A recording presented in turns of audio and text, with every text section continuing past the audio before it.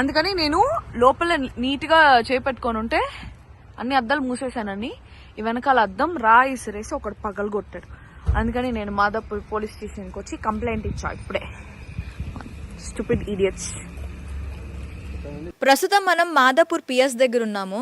ఇక్కడ ఈరోజు big boss finale అయిన సందర్భంగా చాలా మంది సెలబ్రిటీస్ అందరూ కూడా అన్నపూర్ణ స్టూడియోస్కి వెళ్ళటం జరిగింది. అన్నపూర్ణ స్టూడియోస్ దగ్గర నుంచి అక్కడ చాలా మంది వెళ్ళటం జరిగింది. సో అన్నపూర్ణ స్టూడియోస్ నుంచి అప్పుడే వస్తున్న గీతూ రాయల్ కార్ మీద ఈరోజు దాడి జరిగింది. Not only Geethu royal, Amardeep car, అలాగే చాలా మంది సెలబ్రిటీస్ కార్లు అయితే పగలగొట్టడం జరిగింది ఈరోజు. అది కూడాను పల్లవి ప్రశాంత్ ఫ్యాన్స్ చేశారని చెప్పి అంటున్నారు. అసలు ఏం జరిగింది, అక్కడ ఎలాంటి వివాదాలు అవుతున్నాయి? ప్రస్తుతం అయితే మాదాపూర్ దగ్గర మాదాపూర్ పిఎస్లో గీతూ రాయల్ అక్కడ కంప్లైంట్ ఇచ్చి బయటకు వచ్చింది. సో తనని అడుగుదాం. Hi Geetu, how are you? ఇది యాక్సిడెంటల్ గా అనుకోవచ్చా, లేదు అంటే కావాలని అనుకుంటారా? అస్సలు యాక్సిడెంటల్ కాదు.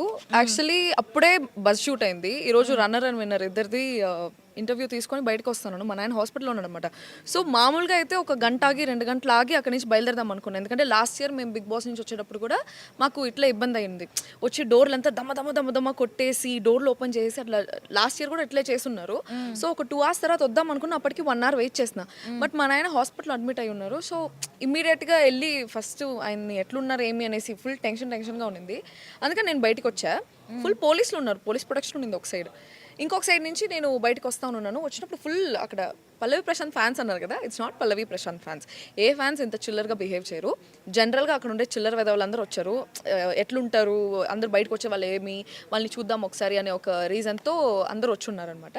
సో వాళ్ళు వచ్చినప్పుడు నన్ను చూసి ఏ గీతు అని చెప్పేసి దమ్మ డోర్లు కొడతా ఉన్నారు. కొంతమంది అయితే డోర్ నేను కొడుతుంటే ఎక్కడ అద్దాలు పగిలిపోతాయేమో, అద్దాలు గాజు పెంకులు మీద పడిపోతాయేమో అని చెప్పేసి విండోస్ దించి ప్లీజ్ అట్లా కొట్టద్దండి అనేసి చెప్తా ఉంటే అందరు అబ్బాయిలు లోపల చేయి పెట్టేసి నా చేయి పట్టేసి లాగేసి డోర్ లాగేసి అట్లంతా చేశారు. చాలా ఇండీసెంట్ బిహేవియర్ అనిపించట్లా? Extremely indecent and vulgar behaviour వాళ్ళది. నాకైతే భయం వేసింది. అంటే నేను ఒకటే కదా పోతా ఉన్నాను, ప్లస్ మా తమ్ముని కూడా తీసుకున్నాను అనమాట. ఎందుకైనా మంచిది రారా స్వామి నాతో పాటు ఈరోజు కొంచెం తోడుగా ఉంటామని చెప్పేసి. వాడేం చేస్తాడు, వాడు చిన్నపిల్లోడు చేయి పట్టుకొని నన్ను లాగేసి డోర్ లాగేసి ఇట్లంతా చేస్తూ ఉన్నారు. నాకు టెన్షన్ అయిపోయింది, భయం వేసింది, అర్థం కాలేదు. ఇంకా నేను ఫాస్ట్గా వెళ్ళిపోదామంటే కూడా అవ్వలేదు. మొత్తం చుట్టూ జనాలు గుద్దుతానే ఉన్నారు. అరే ప్లీజ్ అని అడుక్కుంటా ఉన్నాను అందరినీ, ప్లీజ్ రా, కష్టపడి కొనుక్కున్నాను కార్. ఇట్స్ నాట్ దట్ ఏదో సెలబ్రిటీ అయినంత మాత్రం వెనకాల కోట్ల ఆస్తులు ఏమి. ఫస్ట్ నా జీవితంలో నేను కొనుక్కునేది ఎంత ఇది కార్ ఒకటే, అది కూడా ఇప్పటికీ ఈఎంఐ అవ్వలేదు, ఇప్పటికీ కట్టుకుంటానే ఉన్నాను ఈఎంఐలు. దాన్ని అట్లా నేను చాలా ఇష్టపడి కొనుక్కున్నాను అని అంత పెద్ద ఇది మనం కష్టపడి కొనుక్కున్నామంటే దాని మీద ఇంకొంచెం ఎక్కువ ఇష్టం ఉంటుంది కదా. పోలీసులు ఏమంటున్నారు? పోలీస్ స్టేషన్లో ఇప్పుడే కంప్లైంట్ ఇచ్చేసి వచ్చిన. సో వాళ్ళు పట్టుకుంటే వాడిని పట్టుకున్నారంటే వాడిని నేను కూడా 2 పిక్తాను. అంత కోపంగా ఉంది. యాక్చువల్లీ అప్పుడు ఏడుపు వచ్చేసింది అనమాట. ఆల్రెడీ ఫుల్ టెన్షన్లో ఉన్నాను. హాస్పిటల్కి వెళ్ళాలి, బయట ఏమో ఇంతమంది జనాలు వచ్చేసి చుట్టుముట్టేస్తున్నారు, నన్ను పట్టుకొని లాగేస్తూ ఉన్నారు. డోర్ అన్ని చోట్ల 4 sides 5 sides of the doors నుంచి దమ్ కొడతానే ఉన్నారు. ఒక రెడ్ టీ-షర్ట్ వాడు ఉన్నాడు. వాడు దొరుకుంటేనా, వాడి కొంచెం బట్టతలు ఉంది, వాడిని పట్టుకొని రా అని చెప్పినాడు. వాడు పారిపోయినాడు. వాడి గురించి కూడా ఎక్కడైనా వీడియోలు చాలా మంది వీడియోలు తీస్తున్నారు. ఎవరైనా సరే నిజంగా చెప్తా ఉన్నాను, నాకు కానీ ఆ రెడ్ టీ షర్ట్ ఒకడు బట్టతలోడు, ప్లస్ ఇంకొకడు ఈ అద్దం పగలగొట్టినోడు కావాలని ఏమి డోర్ కొట్టి పగలగొట్టలే. వాళ్ళు ఏదో తీసుకొచ్చి గుచ్చి తీసారంట, రాడో ఏదో తీసుకొచ్చి. ఇది కావాలని కక్ష కట్టి చేశారా లేకపోతే ఏంటి? అసలు ఏంటి అంత చిల్లరగా? అంటే మాక్సిమం డ్యామేజ్ చేస్తున్నారు అంటే ఇప్పుడు ఒక పొలిటికల్ ఆఫీస్ కానీ ఏదైనా ఒక బిజినెస్ ఆఫీస్ కానీ వాళ్ళకి ఏదైనా నష్టం జరిగితే వాళ్ళు రాళ్ళు త్రో చేయటమో ఏదో ఒకటి చేస్తారు. ఇప్పుడు రోడ్డు మీద వెళ్ళిపోతున్నావు నువ్వు, నీ పని నువ్వు చూసుకొని వెళ్ళిపోతున్నావు, అలాంటిది వచ్చి బలవంతంగా కార్ అద్దం పగలగొట్టేంత కోపం ఎందుకు వచ్చి ఉంటుందంట? కోపం అంతా ఏం లేదు, వాళ్ళు పొరికి వేషాలు వేస్తా ఉన్నారు. పొరికి వేషాలతో వచ్చి ఇట్లా అందరు బస్సులు కూడా అక్కడ అట్లే పగలగొట్టారు. బస్సులతో సరే మాతో అయితే ఏదో ఉందిరా, నేను ఏదో క్వశ్చన్ వేసినా నచ్చలేదు అనేసి అనుకుందాం, అమ్మరే ఏదో నచ్చలేదు అనేసి అనుకుందాం. బస్సులు అక్కడ వచ్చే బస్సులను కూడా డ్యామేజ్ చేస్తున్నారు. పొరికి ఎదవలు, పొరికి పిచ్చిన బట్టలు వాళ్ళందరూ. సో వాళ్ళందరూ వచ్చి కావాలనేసి డ్యామేజ్ చేస్తున్నారు. వాళ్ళు కానీ దొరికినారంటే నిజం చెప్తానా, రివార్డ్ 10,000 ఇస్తా. ఎవరైనా చాలా మంది వీడియోస్ తీస్తారు కదా, వాళ్ళిద్దరిని ఆ రెడ్ టీ షర్ట్ ఆ బట్టతల అబ్బాయిని ప్లస్ నా కార్ పగలగొట్టినోడు కానీ తీసుకొచ్చినారంటే ఎవరైనా సరే నాకు వాడిని చూపించినా, వాడి నంబర్ ఇచ్చినా, వాడిని ఏం చేసినా కూడా నిజంగా 10,000 ఇస్తా వాళ్ళకి.